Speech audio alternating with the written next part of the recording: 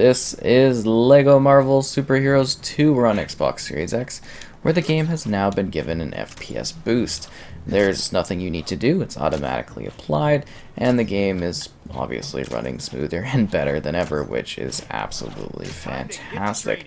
So yeah, this is the continuation to the first LEGO Marvel Superheroes, where it kind of expands the roster in many interesting ways, while also dropping a number of the characters that, well, you might have liked, like the X-Men or the Fantastic Four, but we do get, like, really weird options. We got, like, stuff from, like, the Old West, so this is, like, Venus and stuff. It's got a massive roster of characters, and it aims to provide a wide range of different scenarios for you to enjoy across a huge styling of different Marvel kind of universes. We do also get cool stuff like Iron Fist, and that's here all in the retro, like, costume styles, so that's pretty cool.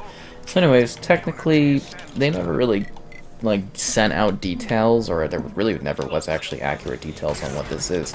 But it's supposed to have actually an improved resolution over the standard 1080, because this one was 1x enhanced. So it's definitely improved to some degree resolution-wise, but yeah, we don't really ever have the full details on that from what I understand. But with that, now we get 60 FPS, as mentioned, FPS boosted. No changes need to be made on your end, you just get to enjoy the higher frame rate, which feels absolutely awesome. Again, LEGO games really do feel like they were meant to be played at 60, they're just insanely smoother and more dynamic in regards to the fluidity. And while it's been cool to do like a pile of them at 120, even having 60 on at least all of them by standard is a really excellent option to have available. Because again, you don't need to make any like real changes, you just get to enjoy what you have that higher frame rate. Oh jeez, it's so hard to yeah, sometimes it's hard to change them when they've got well, basically those extra abilities. It also has auto HDR, which adds a nice little bit of lighting stuff, something like the particle effects and everything like that, just kind of a little bit of nice vibrancy. So this game is kind of cool because it's sort of like this huge hub world that you can visit, that a combination of all these different parts of, well, the Marvel Cinematic Universes. And then there's a set of missions, and then there's some cool DLC stuff that dives into Marvel at the current era and time. Sort of like LEGO Marvel's Avengers, kind of does in regards to having stories that take place alongside the different, kind of characters and things that are present. I guess I don't know if it's the map. Oh yeah, the levels. So you can see all the different levels. Quite a few levels, pretty long. And some extra stuff hidden too. Extra, I think these were, I don't know if these were the DLC missions. I'm trying to think of the DLC options. Because I think they had some really cool kind of levels based on a wide range of the cool characters, if that makes sense. Like the cool different side franchises that were going on at the time. It was actually really awesome to have that available, especially if you were a fan of like the LEGO Marvel or LEGO Cinematic Universe, LEGO Marvel Cinematic Universe. That would actually be hilarious if that was a thing. But yeah, you get to visit all these new places. Of course, it's got a funny, quirky story with all these different characters. Kind of looking up all the DLC here. So yeah, oh yeah, the Infinity War movie, Wasp level pack, Guardians of the Galaxy 2, Black Panther, Cloak and Dagger, stuff like that. Oh, the Runaways. So it really covered all of the Marvel stuff at that time, which I thought was kind of awesome, especially if you're a fan of all those different, kind of character types. And this world's a combination of, basically all of these different universes colliding. And I thought that was kind of fun. And then the weird use of the Inhumans, because they were, I think, thinking that was going to be a thing at the time, and it didn't really hit the mark. But you get like your Guardians, you got all these different outfits. There's so many different options, so many weird things, right? There's Thor Jane Foster edition. It's kind of fun. For the sake of Asgard, I must not waver. And it's Thor, but yeah, it's got a quirky story, and again, I guess like a bit of an original story, I guess you might say too, in regards to who you're fighting in this kind of tale that merges all these universes together. They definitely have a lot of fun with that, and I thought that was kind of exciting to be able to experience it. And you get this like just large open world. Like I know they've had open world hubs for quite a while, but this one sort of combined everything into this just big monster mash of different things. And of course, there's tons of collectibles. stud kind of collection things to get, free play, regular missions, scripted segments, all kinds of stuff, right? I mean, they give you a little bit of everything in this one. And I think it's quite fun because it's good for those that are like fans of the MCU and also fans of just like generally Marvel. Because I mean, where else are you gonna get to experience like trying to think of some of the weird, quirkier characters like Korvac and stuff. Actually, is he MCU in the background or something? Trying to think of weirder ones. Daredevil Noir, Iron Man 2020. Oh, that's weird. Because that's actually come to pass now. Ego. Div. Wasp. Not yet. Him. Oh, that's funny. We got Thanos. He's really big. And he's got the Infinity Gauntlet. Yeah, they went really big with some of the characters in this one. I'm trying to find quirky, weird guys. Silvermane, Shroud. There we go. M11. I mean, like, where else are you gonna get M11? You're not gonna see him in the MCU.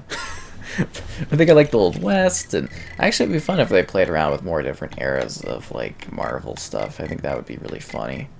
Crossfire. Is that Egghead? Egghead. Man, they got like just the craziest range of different characters, like Hulk 2099. Hulk's crazy in 2099, like absolutely crazy.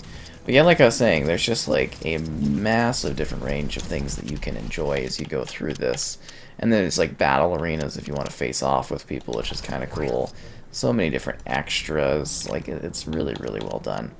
So we should do, I think High Noon Saloon is usually one that I like to show off. And of course, if you're a fan of like gathering stuff, you can just spend years, well, you know, hours and hours and hours collecting things. And then you got these cool J. Jonah Jameson kind of clips in between.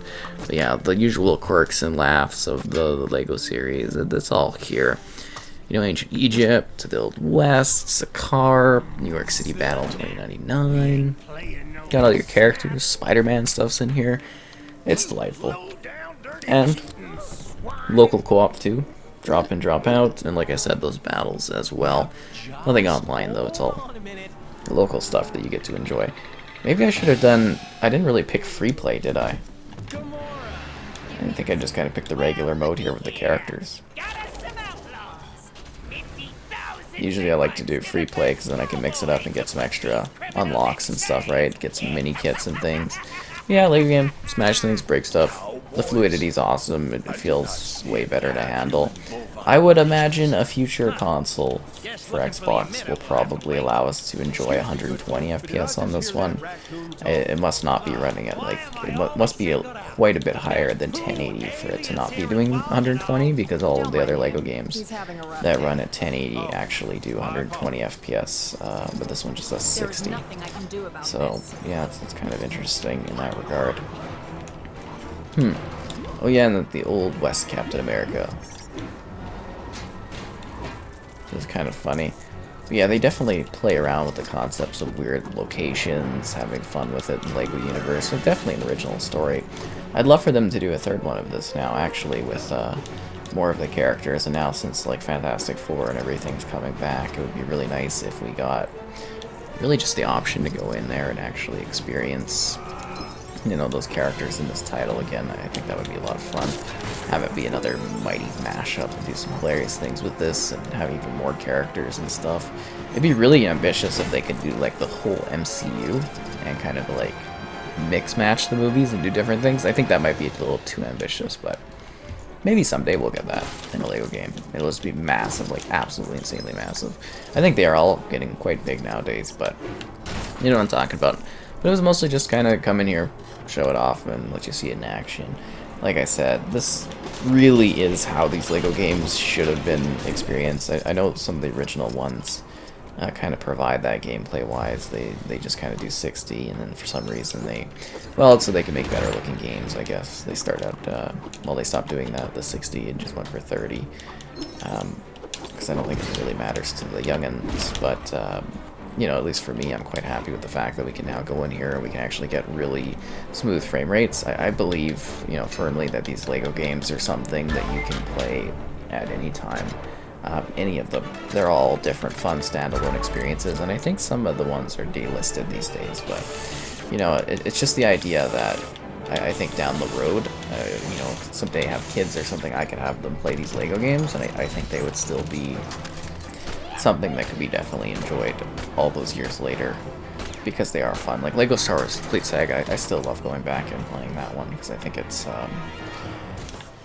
still just absolutely a blast to experience. But you know, so many nice memories, and I think a lot of people just have fun playing these games. And I think, how do I actually break this? I don't know if I'm doing something wrong here. I might be ahead of the curve on this one, because we might actually have to do like the fight against this guy in order to kind of get going. But like I said, wide range of unique characters, weird moments, a cool open world to explore and discover, and it's definitely got some hilarity to it, and good missions and weird hijinks, and who knows what kind of strange stuff you'll come across as you aim to basically play and work your way through this neat story, because I did actually quite like the story here. Am I supposed to get up close to this one and do it? Anyways, that's basically LEGO Marvel Super Heroes 2. I don't have much else to say about it. Good range of levels, tons of collectibles. Play together, play alone, have fun moving through the missions, and enjoy a wide range of unique LEGO experiences as you try to, I don't know, save the universe as per usual. Isn't that the big LEGO thing is going out there and then seeing what exactly you can do to save your various LEGO universes, because it's always like a fun mashup. I mean, like, look at these weird characters we have. It's just kind of crazy. Yeah, charge up electricity. There we go. Usually you have like Thor or something that comes and goes, and then you get it going. Cutscene moments, boss fights, you know, some surprises. I thought the story was actually quite surprising with what it did. But yeah, that's LEGO Marvel Super Heroes 2 FPS boosted and a little bit better for all of you to enjoy.